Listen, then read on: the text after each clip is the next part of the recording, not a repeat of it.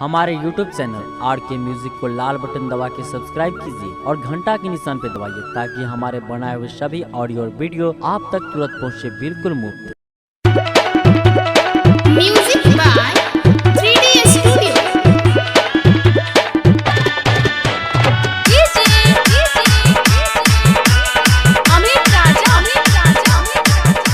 एखन अपने सब सुन रहल छी RK म्यूजिक के प्रस्तुति।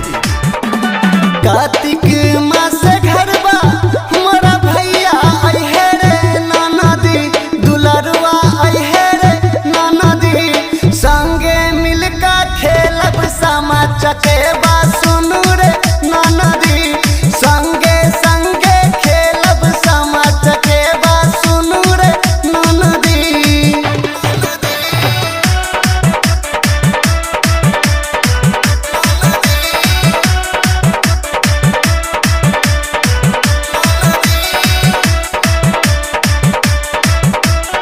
Music by 3D studio.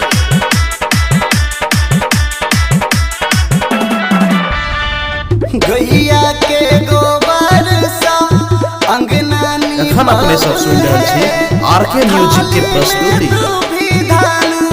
से हो सजायब है गैया के गोबर सा अंगना नीपब है, थाली में दूभी धान से हो सजायब है, कचही रे बस के दौरिया लायब रे ननदी, दौरिया लायब रे ननदी, संगे संगे खेलब सामा चकेबा सुनु रे ननदी, संगे मिलका खेलब सामा चकेबा सुनु रे ननदी।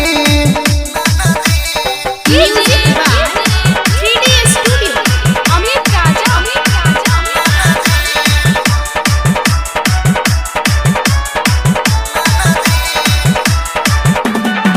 सखी सहेली संगे सम खेला जायब है, चुगला के डाढ़िया में अगिया लगायब है, सखी सहेली संगे सम खेला जायब है, चुगला के डाढ़िया में अगिया लगायब है, चकेबा के रे अखिया का जरबा करू रे ननदी, का जरबा करू रे ननदी, संगे मिलका खेलब सामा चकेबा सुनु रे ननदी, संगे संगे खेलब सामा चकेबा सुनु रे ननदी। Music by 3D studio.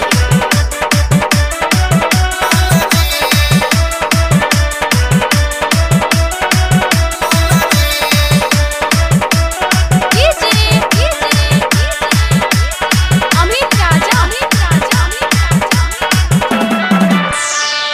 Arene बारिन निहुछि का फेंकब है, सामा चकेबा का शुभ शुभ का भेजब है, आरिन बारिन निहुछि का फेंकब है, सामा चकेबा का शुभ शुभ का भेजब है, सुनिल पर भाकर मोरा भैया अइहे रे ननदी, मोरा भैया अइहे रे ननदी, संगे संगे खेलब सामा चकेबा सुनु रे ननदी,